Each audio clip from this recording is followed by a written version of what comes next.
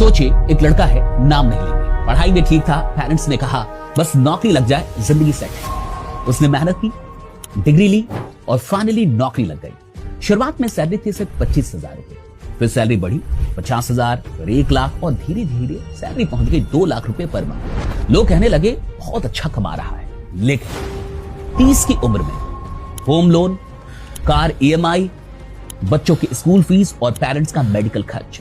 40 की उम्र में सैलरी ठीक ठाक, बैंक बैलेंस कमजोर, टाइम नहीं के बराबर और फ्रीडम बिल्कुल जीरो। और 50 की उम्र में सिर्फ एक ही सवाल कि इतनी मेहनत की फिर भी अमीर क्यों नहीं बनता। और यही कहानी है भारत के हर मिडिल क्लास की। मिडिल क्लास सैलरी पर चलता है और वेल्थ ओनरशिप से बनती है।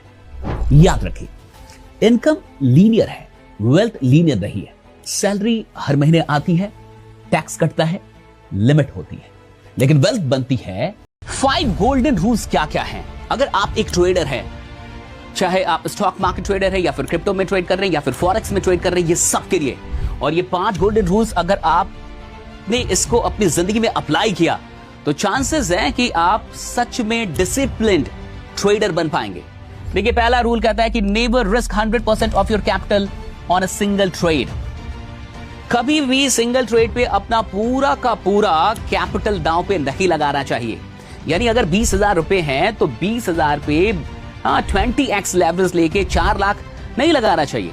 आप क्या कीजिए, आप 5,000 से ही शुरू कीजिए और 5,000 पे ले लीजिए 20x लेवरेज।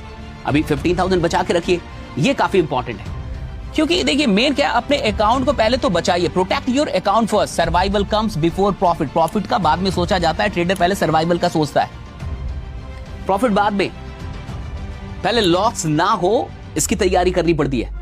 तो कम से कम एक समय इस एक्टर को बॉलीवुड का अगला सुपरस्टार कहा जाता था। फिर आखिरकार ऐसा क्या हुआ कि उनका करियर लगभग खत्म हो गया और वही इंसान बाद में बिजनेस की दुनिया का बड़ा नाम बन गया। साल 2002 राम गोपाल वर्मा की फिल्म कंपनी रिलीज हुई। पहली ही फिल्म में इस नए एक्टर ने ऐसा परफॉर्मेंस दिया कि पूरी बॉलीवुड इंडस्ट्री उन्हें अगला सुपरस्टार मानने लगी। पहली फिल्म के लिए उन्हें बेस्ट डेब्यू और बेस्ट सपोर्टिंग एक्टर जैसे बड़े अवार्ड्स मिले। इसके बाद साथिया, मस्ती और युवा जैसी फिल्म्स ने उनकी सफलता को और ऊंचाइयों पर पहुंचा दिया। हर तरफ उन्हीं की चर्चा थी। लोगों को लगने लगा था कि आने वाले कई सालों तक बॉलीवुड पर उनका राज होगा। लेकिन फिर जिंदगी ने एक ऐसा मोड़ लिया जिसने सब कुछ बदल दिया। एक पर्सनल कंट्रोवर्सी के बाद इंडस्ट्री में उनके रिश्ते बिगड़ने लगे। बड़े बड़े बैनर्स उनसे दूरी बनाने लगे, फिल्म्स के ऑफर्स कम होने लगे। उन्होंने कई बार कमबैक करने की कोशिश की, लेकिन लगातार फिल्म्स बॉक्स ऑफिस पर उम्मीद के मुताबिक परफॉर्म नहीं कर पाए। लोगों ने कहना शुरू कर दिया कि उनका करियर खत्म हो चुका है, लेकिन उन्होंने हार नहीं मानी। उन्होंने फैसला लिया कि अब सिर्फ फिल्म्स के भरोसे नहीं। क्या आप कल्पना कर सकते हैं कि आपके पास दुनिया की सबसे बड़ी कंपनियों में से एक का 10% हिस्सा हो और आप उसे सिर्फ $800 में बेच दें? सुनने में पागलपन लगता है, लेकिन ये सच है। ये कहानी है रोनाल्ड वेन की। साल 1976 3 लोगों ने मिलकर एक छोटी सी कंपनी शुरू की। उनके नाम थे स्टीव जॉब्स, स्टीव वोजनियाक और रोनाल्ड वेन। उस समय रोनाल्ड वेन के पास कंपनी का 10% ओनरशिप था। उस कंपनी का नाम था एप्पल। लेकिन एक समस्या थी, रोनाल्ड की उम्र जॉब्स और वोजनियाक से ज्यादा थी। उनके पास कुछ एसेट्स थे, कुछ फाइनेंशियल रिस्पांसिबिलिटीज थी। उन्हें डर था कि अगर कंपनी असफल हुई या कंपनी पर कर्ज चढ़ गया तो उन्हें व्यक्तिगत नुकसान उठाना पड़ सकता है। सिर्फ 12 दिन बाद उन्होंने अपना पूरा 10% हिस्सा लगभग $800 में बेच दिया था। बाद में उन्हें कुछ अतिरिक्त भुगतान भी मिला, लेकिन कुल रकम आज के हिसाब से बहुत छोटी थी। अब जरा रुकिए और सोचिए, अगर रोनाल्ड वेन ने एक रात भारत के सबसे बड़े कॉफी ब्रांड के मालिक एक चिट्ठी लिखते हैं।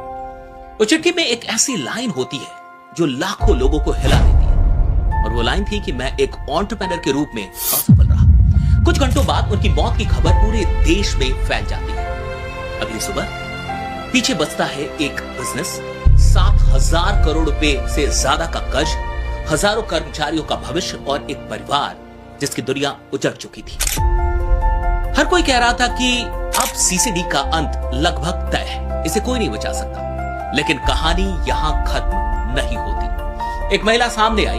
उसने कैमरों के सामने बड़े बड़े वादे नहीं किए। उसने सिर्फ एक काम किया, एक एक फैसला सही लेना शुरू कर दिया। सबसे पहले घाटे वाले आउटलेट बंद किए, फिजूल खर्चों पर रोक लगाई, गैर जरूरी एसेट्स बेचकर कर्ज कम करना शुरू कर दिया। बैंकों के साथ लगातार बातचीत।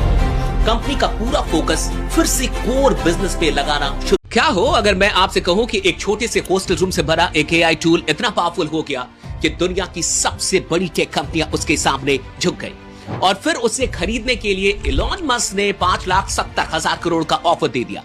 अक्सर लोग कहते हैं कि बड़े सपने देखने के लिए बड़ी शुरुआत की जरूरत होती है, लेकिन यह कहानी इस सोच को पूरी तरीके से बदल देती है। बात है साल 2022 की, जब अमेरिका के मशहूर MIT यूनिवर्सिटी के हॉस्टल के एक छोटे से कमरे में 4 दोस्त बैठे थे। पढ़ाई और प्रोजेक्ट्स के बीच उनके दिमाग में एक बात आई कि क्यों ना कोडिंग की दुनिया की सबसे बड़ी मुश्किल को हल किया जाए। कोडिंग करते समय डेवलपर्स का जो समय फालतू की गलतियां ढूंढने में बर्बाद होता है उसे बचाया जाए। बस इसी एक सोच के साथ इन 4 दोस्तों ने मिलकर एक कमाल का AI कोडिंग टूल तैयार किया और उसका नाम रखा कर्सर। यह टूल कोई आम सॉफ्टवेयर नहीं था, बल्कि इंजीनियर्स के लिए एक जादुई वरदान साबित हुआ। कर्सर की सबसे बड़ी खासियत यह है कि यह कोडिंग की गलतियों